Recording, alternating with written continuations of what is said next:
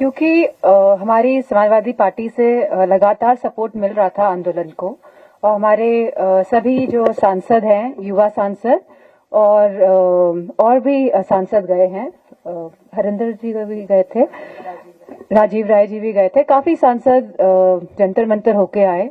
और जब हम सभी वहां गए तो हम एक तरीके से हम सभी सांसद लोग कनेक्टेड फील किए सबसे पहले तक, क्योंकि ये हमें लगा कि हमारे ही बच्चे हैं जो अपने हक और अधिकार के लिए लड़ रहे हैं, और ये कोई किसी भी एंगल से इनको प्रोवोक नहीं किया जा रहा है, कहीं आउटसाइड से सपोर्ट नहीं मिल रहा है। ये जेन्युइन और ऑर्गेनिक बच्चे यहाँ पे अपने बात को रखने के लिए आए हैं।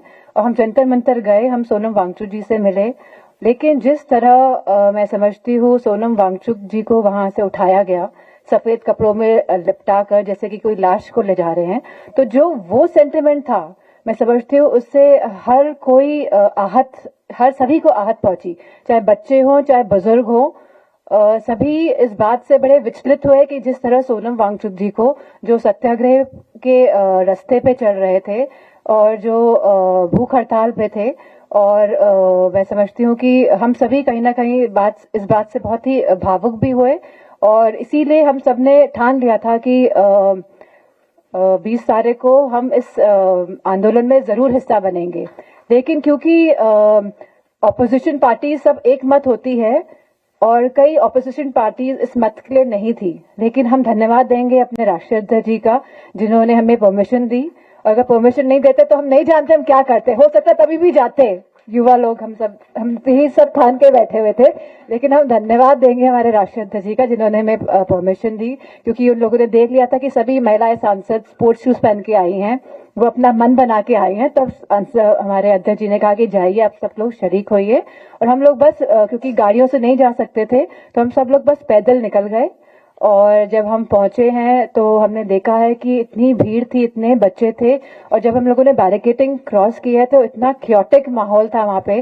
कहीं पे बच्चों को लाठियों से मारा जा रहा था, कहीं पे करंट दिया जा रहा था, कहीं पे बच्चों के सर से खून निकल रहा था।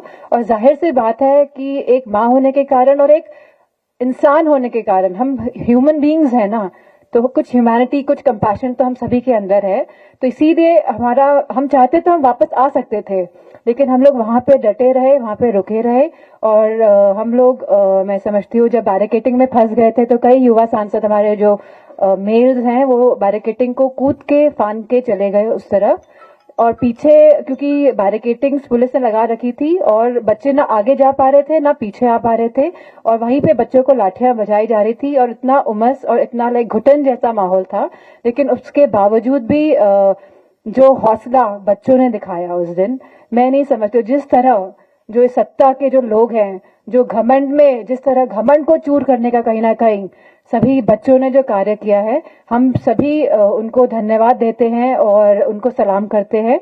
और मेरा मानना है क्योंकि हम सब महिलाएं थी, चाहे पुरुष हो, कोई भी हो, इस तरह का वातावरण देखे किसका दिल नहीं पसीजेगा।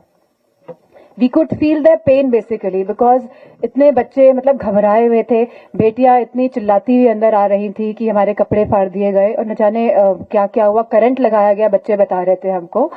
तो हमारा बिल्कुल भी ये मन नहीं हुआ कि हम इनको कहीं भी छोड़ के जाए। हम उनको एम्बुलेंस की सेवा पहुंचाने का कार्य करें। वहां से हम अधिकारियों से बात कर रहे थे कि एम्बुलेंस में ड्राइवर्स नहीं है तो आप ड्राइवर्स दीजिए जिससे कि बच्चों को हॉस्पिटल लेके जाया जा सके।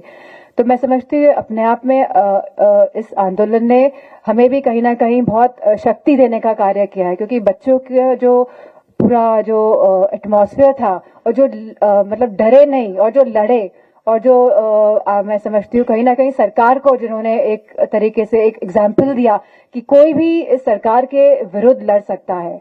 और इसके पूरे आंदोलन के बाद क्या किया सरकार ने, इस पूरे आंदोलन के बाद सरकार ने जितनों भी बच्चों ने रील्स डाली थी सोशल मीडिया में, और जितने भी हमारे जो यूट्यूबर्स हैं जिनके मिलियंस ऑफ फॉलोअर्स हैं, उन सबके उन रील्स को हटाने का कार्य सरकार ने किया। सरकार ये जान गई कहीं ना कहीं वो इन बच्चों के हाथों से हारी है सरकार। और मैं समझती हूँ एक संदेश पहुंचा है पूरे देश में, पूरे समाज में, कि भारतीय जनता पार्टी को हरा सकते हैं हम लोग मिलकर। अगर हम लोग साथ लड़ेंगे तो भारतीय जनता पार्टी को हराना कोई मुश्किल कार्य नहीं है। तो मैं समझती हूँ कि ये आंदोलन एक तरीके से संजीवनी बूटी साबित हुआ है इस पूरे भारतवर्ष के लिए। Thank you.